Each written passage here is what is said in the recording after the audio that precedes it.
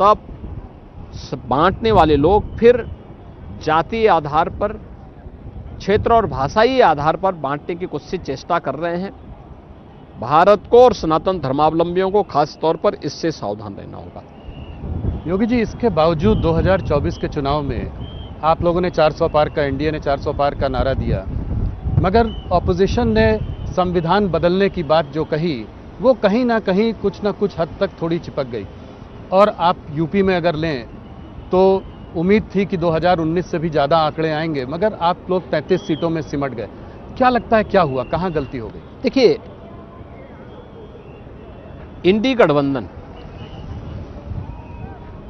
विदेशी पैसों के बल पर उन्होंने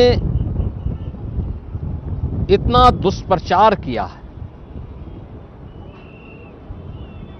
किसी ने संविधान बदलने का दुष्प्रचार किया, किसी ने आरक्षण समाप्त करने का दुष्प्रचार किया, किसी ने कोई अन्य दुष्प्रचार किया। तमाम प्रकार का दुष्प्रचार करते करते इन लोगों ने सोशल मीडिया प्लेटफॉर्म का और डिजिटल मीडिया का भी दुष्प्रचार का माध्यम बना करके इन्होंने उस समय जो कुछ भी दुष्प्रचार किया था, जनता को चुनाव के बाद उसका एहसास हो पाया।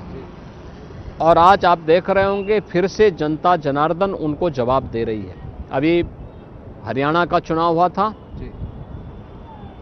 भले ही लोकसभा चुनाव में 50% सीटें उन्होंने पाई थी, 50% बीजेपी ने पाई थी, लेकिन लोकसभा चुनाव के बाद विधानसभा के चुनाव में Bharatiya Janata party full majority के साथ वहां सरकार बनाने में सफल हुई। महाराष्ट्र के अंदर उन्होंने उस समय सफलता प्राप्त की थी, लेकिन विधानसभा चुनाव में फिर से भारतीय जनता पार्टी ने वहां फुल मेजॉरिटी के साथ सरकार, एनडीए की सरकार बनाने में सफलता प्राप्त की। उत्तर प्रदेश के अंदर 9 उपचुनाव हुए, 9 में से 7 भारतीय जनता पार्टी पाई और मात्र 2 पे इंडी गठबंधन सिमट करके रह गया है।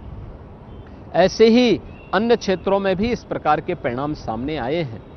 इसलिए आज के दिन पर उनका झूठ का पर्दाफाश हो चुका है, जनता उनकी वास्तविकता समझ चुकी है और ये भी जानती है कि संविधान की प्रति लेकर के घूमने वाले लोग ये वही लोग हैं जिन्होंने बाबा साहब भीमराव अंबेडकर का अपमान किया था, जिन लोगों ने संविधान का गला घोंटने का काम किया था, अपने राजनीतिक स्वार्थ के लिए संविधान में संशोधन करते रहे, ये वही लोग हैं। अब ये बहुत दिनों तक ये लोग सर्वाइव नहीं कर पाएंगे भारत की राजनीति में। तो योगी जी, अगर इस बात को आगे बढ़ाएं तो 2027 के उत्तर प्रदेश के चुनाव में आप किन मुद्दों को लेकर लोगों के बीच में जाएंगे? देखिए, हमारे मुद्दे तो बहुत साफ हैं जी।